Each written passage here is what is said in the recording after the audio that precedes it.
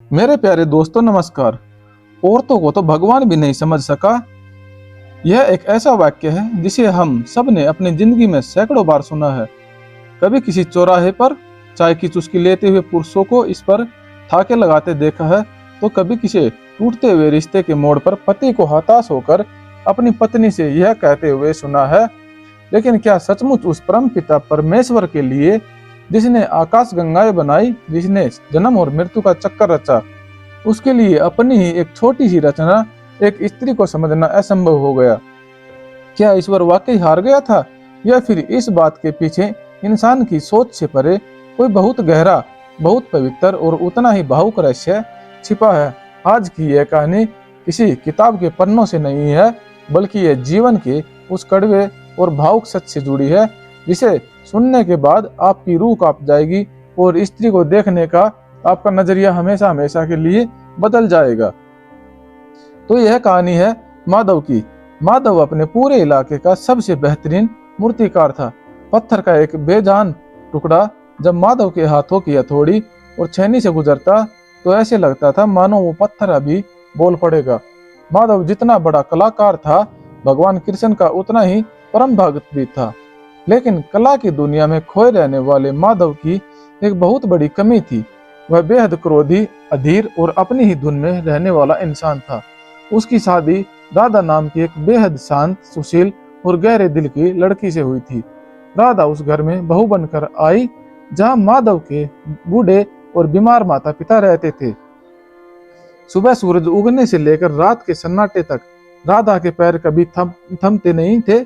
ससुर की दवाइयां, सास के दर्द करते पैर और घर का चूल्हा चौका, और इन सब के बाद माधव के गुस्से और उसकी कला के बिखरते सामान को समेटना, यही राधा की जिंदगी थी। लेकिन माधव को कभी राधा की यह तपस्या दिखाई नहीं दी। कलाकार होने के नाते माधव को लगता था कि दुनिया का सबसे मुश्किल काम वही करता है, जबकि घर का काम करना तो एक औरत की नियति है, इसमें कौन सी बड़ी बात है। वह अक्सर चिड़चिड़ा जाता था। राधा कभी कभी जब थक कर बैठती या अपनी कोई छोटी सी इच्छा जताती तो माधव उसे झिड़क देता। राधा बहुत भावुक थी। कभी वह बिना वजह उदास हो जाती, कभी पुरानी बातों को याद करके उसकी आंखों में आंसू आ जाते, तो कभी वह अपनी ही धुन में मुस्कुराने लगती। माधव उसकी इन भावनाओं से चिढ़ जाता था।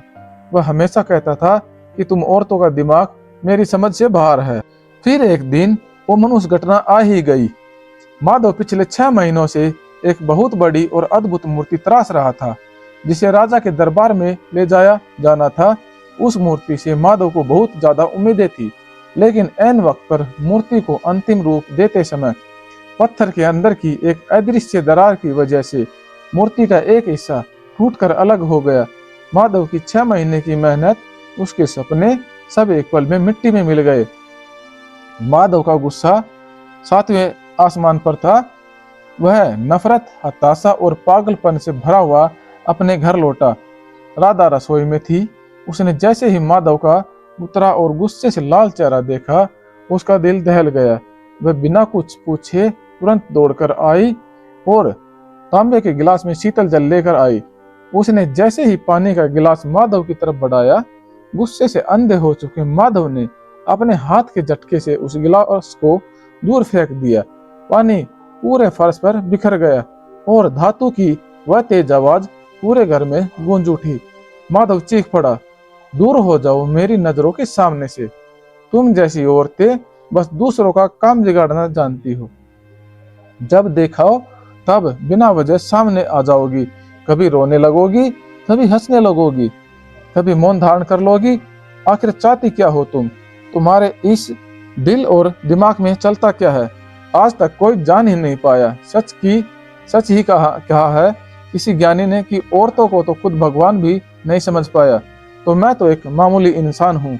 तुम औरतें इस सृष्टि की सबसे बड़ी पहेली हो, जिसे सुलझाना नामुमकिन है। राधा ने उस समय एक शब्द भी नहीं कहा। उसने न तो पलटकर कोई जवाब दिया, न अपनी बेगुनाही की कोई दलील दी।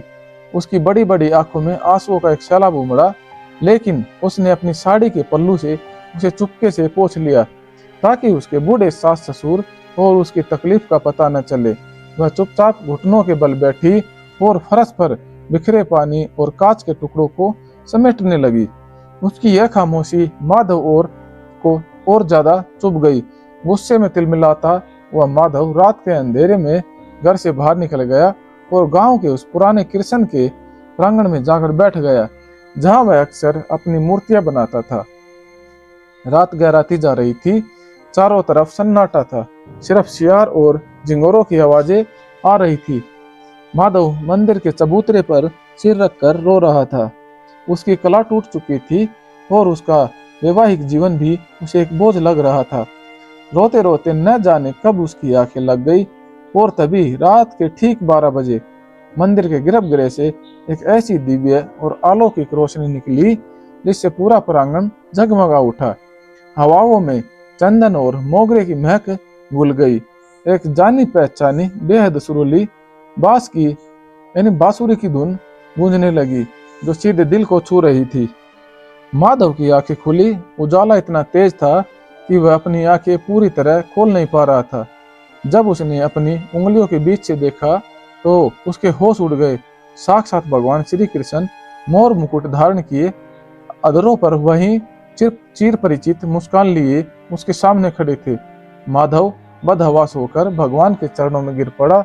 वह फूट फूट कर रोने लगा। उसने प्रभु के चरण पकड़ लिए और बोला, हे प्रभु, आप आ गए। देखिए, आपकी इस दुनिया में आपका यह भक्त कितना लाचार है। मेरी कला टूट गई, मेरी मेहनत बर्बाद हो गई और मेरा घर, प्रभु, मेरी पत्नी राधा, मैं उसे खुश रखना चाहता हूँ लेकिन उसे समझ ही नहीं पाता। उसकी भावनाएं, उसका रोना, उसका चुप हो जाना मुझे पागल कर देता है। प्रभु, आज मैं आपसे एक सत्य जानना चाहता हूँ। संसार कहता है कि स्त्री को तो आप भी नहीं समझ पाए। क्या यह सच है? क्या ब्रह्मांड के रचयिता के लिए भी स्त्री एक ऐसी पहेली है जिसे वो सुलझा नहीं सका? आपने उसे ऐसा क्यों बनाया कि उसे समझना मुमकिन ही नहीं, नामुमकिन है? भगवान कृष्ण ने अत्यंत करुणामयी दृष्टि से माधव को देखा। उन्होंने झुककर अपने कोमल हाथों से माधव को उठाया, उसके आंसू पोंछे और उसे मंदिर की सीढ़ियों पर अपने पास बिठा लिया। कृष्ण मुस्कुराए, लेकिन उस मुस्कान में एक गहरा दर्द और असीम गंभीरता थी। भगवान ने कहा, माधव, तुम इंसानों ने अपनी सहूलियत के लिए हर गहरी बात को एक मजाक बना दिया है। तुम कहते हो कि मैं यानी ईश्वर स्त्री को नहीं समझ पाया, लेकिन क्या तुमने कभी एकांत में बैठकर यह सोचने की कोशिश की है कि ऐसा क्यों कहा जाता है? जब मैंने इस सृष्टि का निर्माण किया तो मैंने पुरुष को बनाया। मैंने उसे मजबूत हड्डियां दी, मजबूत मांसपेशियां दी ताकि वह संसार के थपेड़ों को झेल सके, शर्म कर सके। लेकिन जब मैंने स्त्री को बनाया तो मैंने अपनी कला की, अपनी दिव्यता की सारी सीमाएं पार कर दी। मैंने पुरुष को केवल मिट्टी और पानी से गढ़ा था, लेकिन स्त्री को गढ़ने के लिए मैंने अपने दिल का एक हिस्सा निकाल कर उसमें रख दिया था। कृष्ण की आंखें भावुक हो उठी। वे आगे बोले, माधव, जब कोई पुरुष रोता है तो उसके आंसू उसकी आंखों से बहकर दुनिया को दिख जाते हैं, लेकिन क्या तुम जानते हो कि जब एक स्त्री रोती है तो वह अपने आंसुओं को पीकर अपने अंदर सिकोड़ लेती है। वह अपने भीतर के समंदर को अपने अंदर ही सुखा लेती है ताकि उसके परिवार की मुस्कान पर कभी कोई आँच न आए। तुम पूछते हो कि उसे समझाना मुश्किल क्यों है?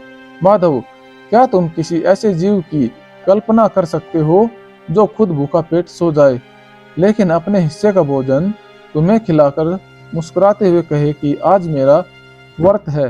क्या तुम किसी ऐसे इंसान को समझ सकते हो जो अपना खुद का घर, अपने माता पिता, अपना बचपन, अपना नाम, सब कुछ एक झटके में छोड़कर किसी पराये के घर चली आती है और उसे पराये घर को अपना सब कुछ मानकर वहां के लोगों की सेवा में अपनी जिंदगी खपा देती है?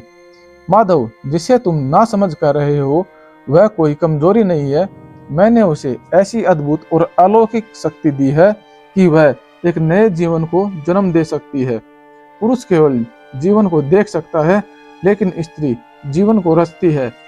ऐसा दासा 9 महीनों का दर्द और फिर प्रसव की वह पीड़ा जो यमराज के दरवाजे को छूकर वापस आती है। उस मौत जैसी शक्ति को सहने के बाद भी जब वह अपने बच्चे का चेहरा देखती है तो अपना सारा दर्द भूलकर मुस्कुरा देती है। क्या तुम या इस संसार का कोई भी पुरुष दर्द की उस पराकाष्ठा को समझ सकता है?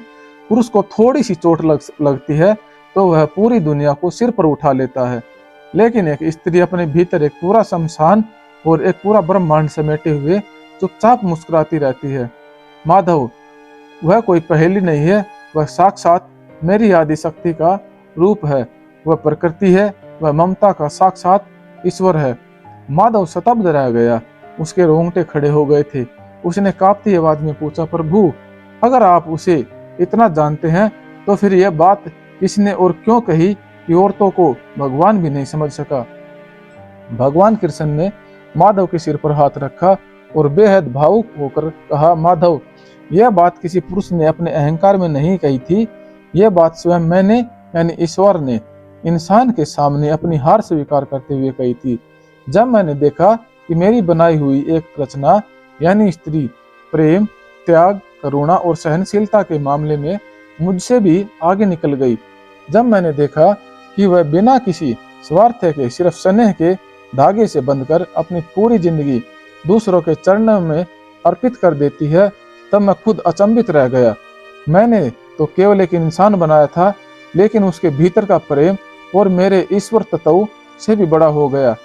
मैं भगवान होकर भी उसके त्याग की था नहीं पा सका। मैं उसकी सहनशीलता की गहराई को नहीं नाप पाया। इसलिए मैंने हार मानकर इस संसार से कहा था कि इस स्त्री के दिल की गहराई को समझना मेरे वश में भी नहीं है, क्योंकि जहां तरक खत्म होता है वहां से स्त्री का प्रेम शुरू होता है। माधव, तुम उसे अपने दिमाग के तराजू पर तोलने की कोशिश कर रहे हो। यही तुम्हारी सबसे बड़ी भूल है। स्त्री दिमाग से नहीं, दिल से जीती है। उसे समझने की भूल मत करो माधव। उसे सिर्फ महसूस करो, उसे प्यार दो और सबसे बढ़कर उसे सम्मान दो, क्योंकि जो त्याग वह रोज तुम्हारे घर में बिना किसी शिकायत के कर रही है, उसके आगे मेरी वैकुंठ की संपदा भी छोटी है। जहाँ स्त्री का सम्मान होता है, जहाँ उसकी आंखों में आंसू नहीं बल्कि सुरक्षा का एहसास होता है, मैं खुद वहाँ साक्षात वास करता हूँ। यह कहते ही भगवान कृष्ण की वह दिव्य छवि धीरे धीरे उस अलौकिक रोशनी में विलीन हो गई। बांसुरी की धुन शांत हो गई। जब माधव की आंखें खुली तो सुबह की पहली किरण मंदिर के प्रांगण पर बिखर रही थी। पंछी चहचहा रहे थे। माधव के दिल पर लगा हुआ अहंकार और क्रोध का पत्थर पूरी तरह पिघल चुका था। भगवान का कहा एक एक शब्द उसके कानों में पिघले हुए सोने की तरह गूंज रहा था। वह उठा, खड़ा हुआ और पागलों की तरह अपने घर की तरफ भागा। जब वह घर पहुंचा तो देखा कि राधा हमेशा की तरह रसोई में काम कर रही थी। उसकी आंखें रात भर न सोने और रोने की वजह से सूजी हुई थी। उसके चेहरे पर थकान थी, लेकिन फिर भी वह अपने ससुर के लिए काढ़ा और माधव के लिए भोजन तैयार कर रही थी। माधव चुपचाप रसोई के दरवाजे पर आकर खड़ा हो गया। वह कुछ देर तक बस राधा को देखता रहा। उसे महसूस हुआ कि यह साधारण सी दिखने वाली लड़की असल में कितनी महान है, जो रात के सारे अपमान को भूलकर सुबह फिर से सबके सुख के लिए जुट गई है। माधव धीरे धीरे से आगे बढ़ा। उसने राधा के हाथ से वह बर्तन ले लिया और बिना एक शब्द बोले उसे अपनी बाहों में भींच लिया। माधव की आंखों से पश्चाताप के आंसू बह रहे थे, जो राधा के कंधों को भिगो रहे थे। राधा पहले तो चौंक गई। वह हैरान थी कि हमेशा गुस्से में रहने वाला उसका पति आज इस तरह क्यों रो रहा है। उसने माधव का चेहरा देखना चाहा, लेकिन माधव ने उसे और कसकर पकड़ लिया। आज माधव को कुछ कहना नहीं था, कोई सफाई नहीं देनी थी, क्योंकि वह समझ चुका था कि राधा को समझने की नहीं बल्कि उसके असीम त्याग और सिर्फ बेइंतहा सम्मान और प्यार देने की जरूरत है।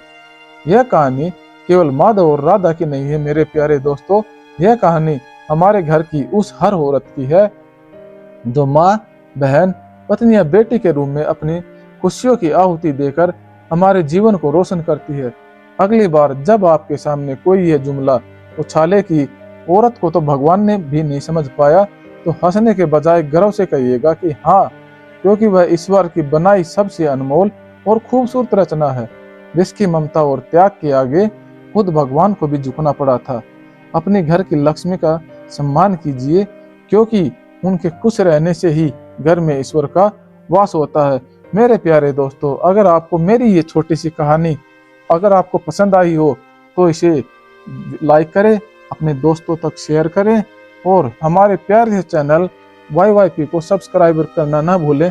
तब तक मिलते हैं अगली वीडियो में। जय हिंद, जय भारत।